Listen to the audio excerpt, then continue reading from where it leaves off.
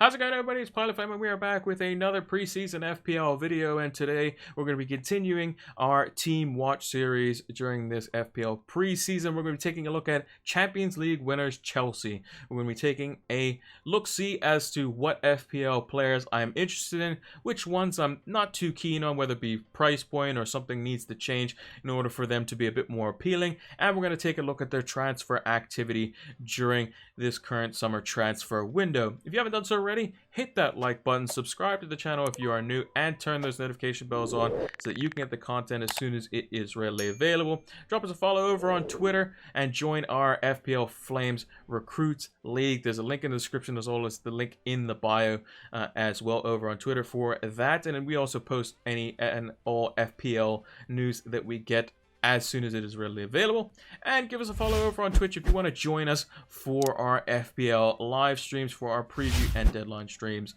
Those are going to be fantastic. Can't wait to do those as well. Got a little new format kind of section, made the graphics look a little bit more tidy, a little bit more compact, and make it a lot more professional to kind of match what we've been doing with our thumbnails and our current video series as well.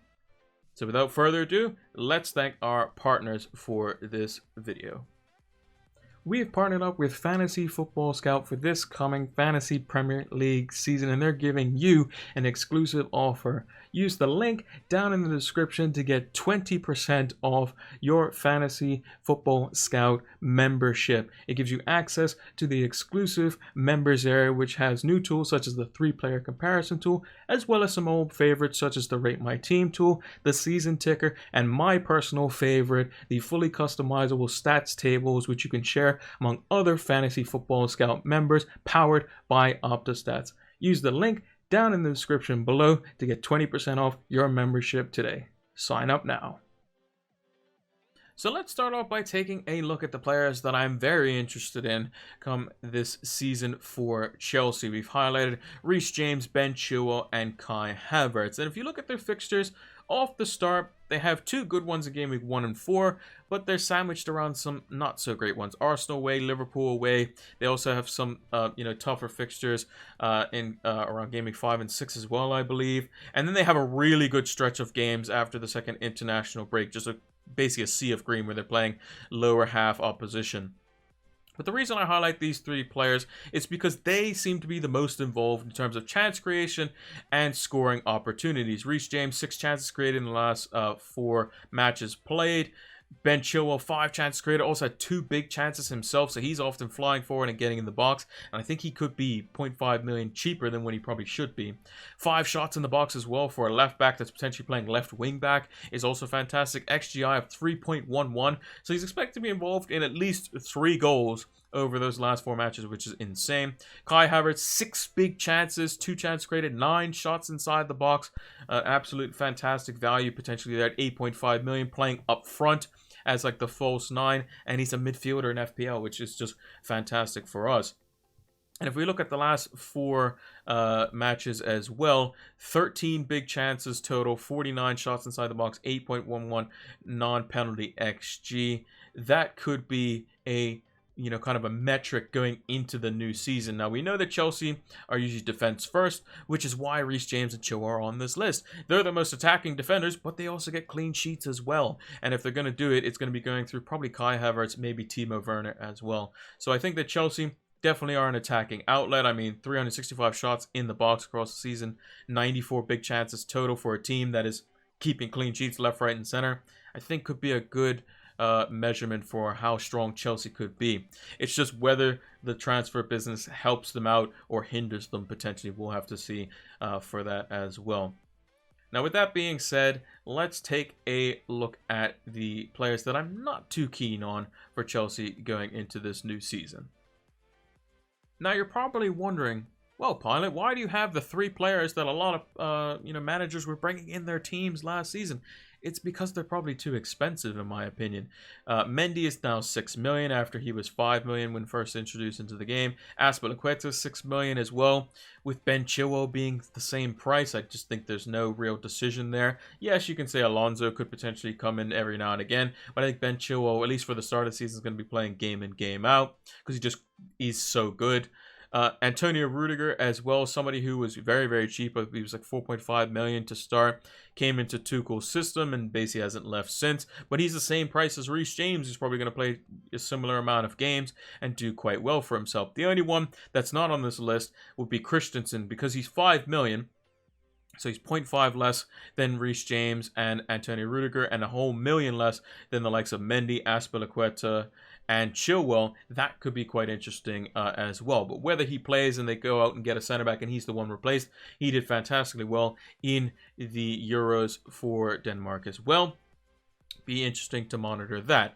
But if we're looking at the, Chelsea over the last 4 matches that they played at the end of the season, only 1 clean sheet across the players that played. Mendy played, majority of the games throughout the whole season. Antonio Rudiger was basically a staple in there. Azpilicueta was kind of in and out because he's getting up in age, and he kind of can play right-sided center back or right wing back at times.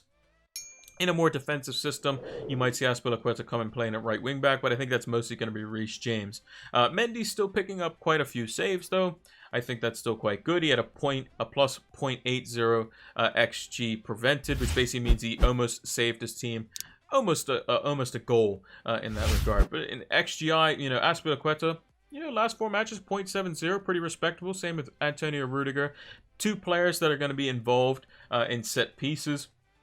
Quite often, Rudiger being the target man for attempts on goal from corners, and Azpilicueta from the same thing, coming in and around the back post, but also chance creation from open play if he's playing at right wing back. I just think personally they're just a bit too expensive. If Azpilicueta would have been 5.5 million, maybe there's an argument there. If Rudiger had been 5 million, maybe there's an argument there, because there's no real decision. Reece James, if he's playing game in, game out, he's the same price as Antonio Rudiger, and it's probably going to be a lot more creative from open play, and will get you a bit more consistent points across the season.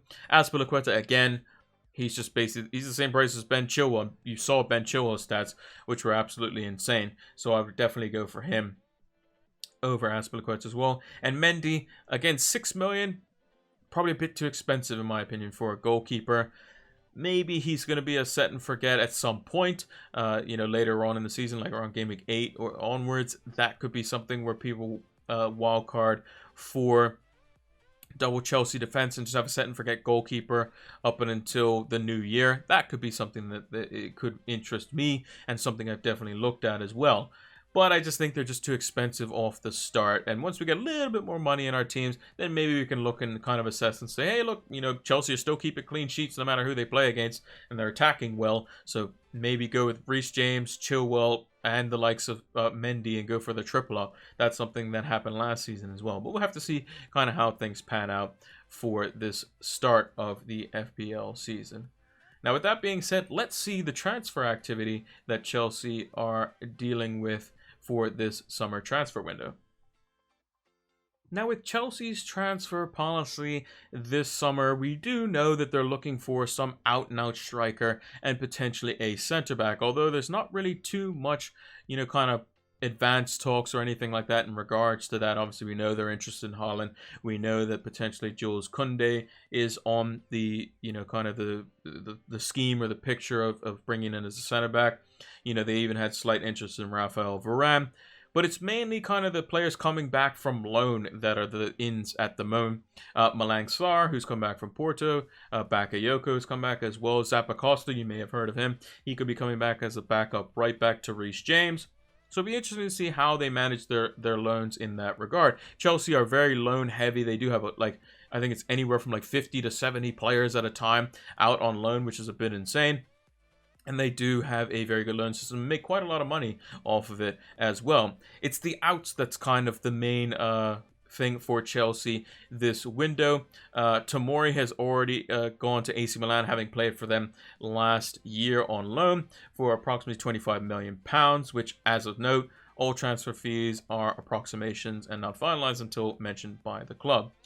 Also, Olivier Giroud, his deal is apparently done to AC Milan. He's going there for £1.7 million, a very, very small fee for a 2-year deal.